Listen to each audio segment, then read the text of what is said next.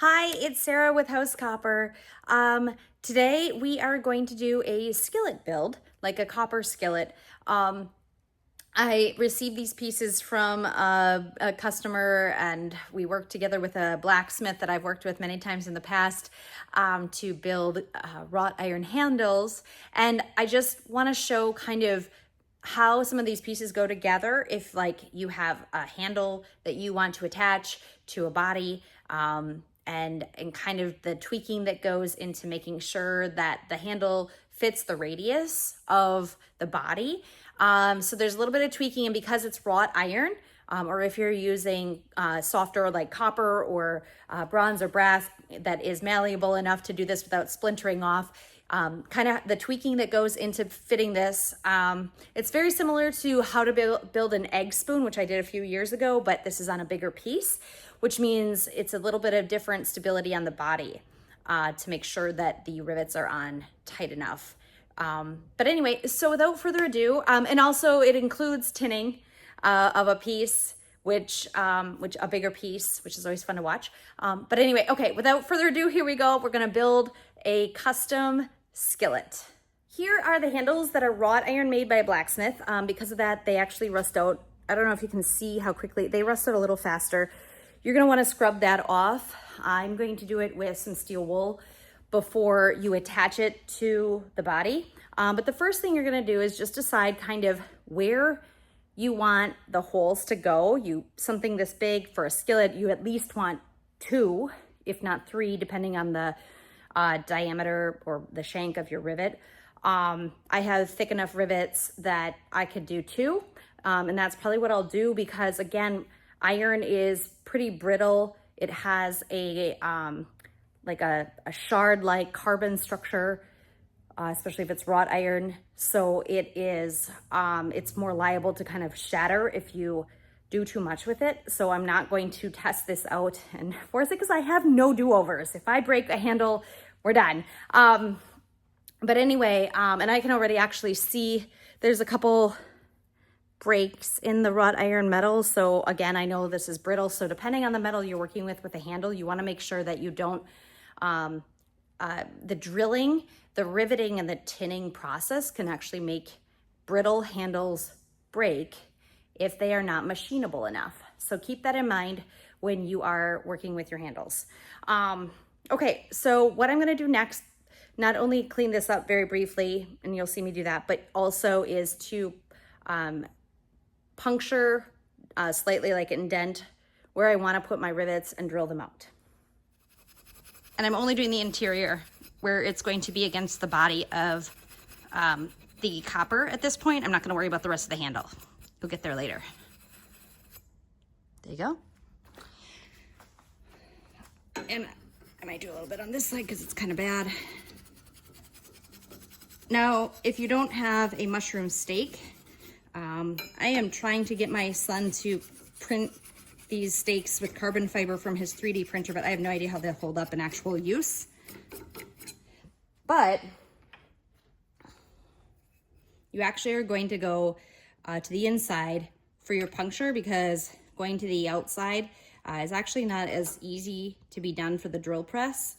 So I'm still gonna go against the flat part here, and I'm going to go, I want 1 rivet here, and I want 1 rivet opposite. And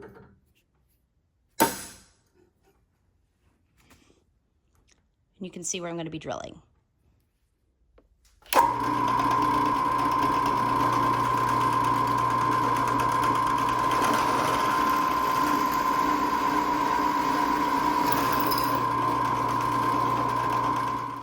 Here are the hand-spun bodies that the customer has provided. I'm going to fit the handle right where it makes sense, and I realize it's not entirely flush. So if you look, there's a huge amount of space. You can actually see it if I move it. There's a huge amount of space in between where the handle is and where these hole and where the body lays. So at this point, I now have to take this handle and very gently flatten it out over here. And this is where it becomes a little bit of back and forth, because you don't know exactly how good the circumference is. So if you are blacksmithing these, you want to make sure that these are just these are not work hardened. They're still annealed for and soft enough for this kind of action without lots of you know, chipping.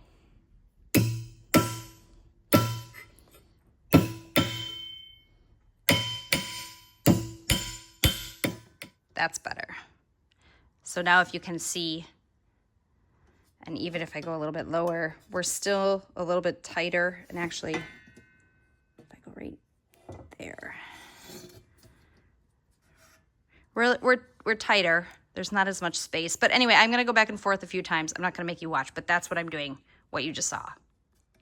Okay, a couple more hits, and now we are good enough. And I've actually decided I wanna go the higher up just because I think this is gonna be a problem right here. So we're here and we're pretty tight. There's very little space. So at this point now, I'm gonna mark with a water soluble marker right in the middle. And then those little dots are gonna provide me the place to again pre-punch a spot that I'm going to want to drill for my rivet holes. So now you've seen I've covered this with a cloth, and it's because otherwise the part here can actually scratch on the metal. And I'm making sure that this back is flush against my tool, whatever tool you end up using for this. The goal is to always have a backstop. You want all the metal to be kissing, as I like to say.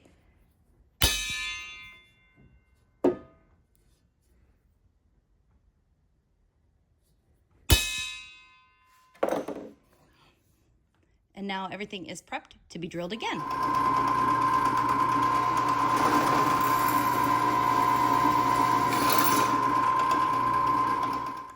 Thicker material usually has some burrs. You do want to get rid of them. I use a deburring tool, a deburrer, because any extra material is going to make your riveting process not as snug and tight and watertight as you want it to be. So there's all cleaned up. But oftentimes that means these holes are not round, and that's when you want to use some sort of puncture tool that fits, and you can, as I bump this, rotate to make sure you're in the round on both sides before you do the riveting process. All right, I put one rivet in. You really only want to do kind of one at a time at this stage. You want to make sure that the rivet is as flush as you can get. And you might want to tap a little bit on the handle just to make sure the rivet's flush and it's also being supported on the back end. Now, rivets like this, because they're the right diameter, but they're not the right length, and I'm not going to pay for thousands just for a handful of like 4-6 rivets, I will get it through, and then I'll use a wire cutter to cut off a little bit of excess to make my life easier when I start the riveting process.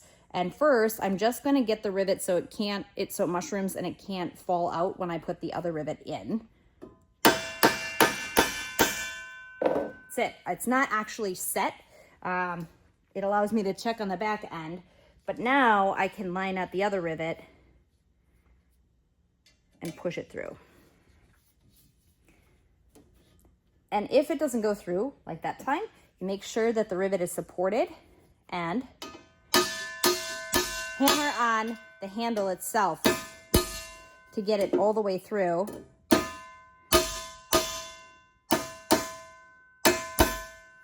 Don't hammer the copper, obviously. And now at this point, I'll check and I'll go, yep, it's nice and flush, which is the goal. And again, I will cut excess. It's not a lot, but even a few millimeters helps to have not too much excess material. And then again, I'm going to hold it and mushroom it. And now I'm actually going to go back and forth, make sure we're nice and flush, make sure my handle is good. I might even hammer my handle to the body a little bit right here if it's supported on the back side. It's nice and flush. So now I'm gonna go on the rivet, the first rivet.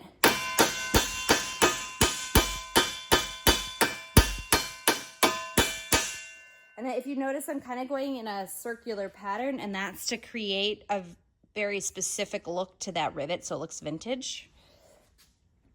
And now I'm gonna go make sure that the other ones support it, and the same thing.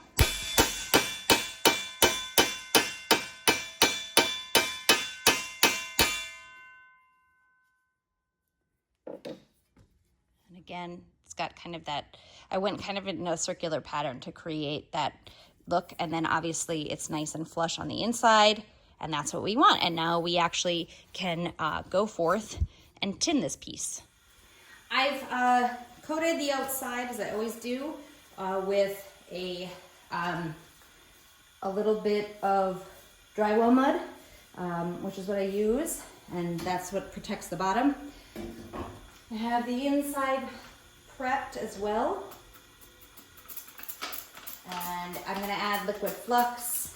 As always, all of this is in the description of this video. And here's the tin.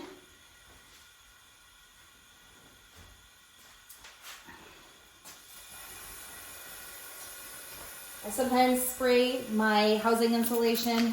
The reason I use housing insulation is it does not start on fire. You can also use cotton wadding, same kind of idea. That it's as long as it doesn't start on fire. Anyway, so we're waiting now. This is about 2 millimeters thick, so it does take some time for the whole pan to get warm. And I might, if I spray it too soon, and while I'm waiting, I might flux it again. You can never use too much flux, but you can use too much tin. Now it's steaming, so we're getting a lot closer. When it goes, it's gonna go, and if you're lucky, you might be able to see when the flux sort of caramelizes, and at that point, right here it's happening, we're seconds away from us finding that tin to melt. There we go. As said. And now I have a handful of seconds to truly tin this piece. It's got a nice body, nice sides. If you notice, I'm using really confident strokes to tin the whole thing, and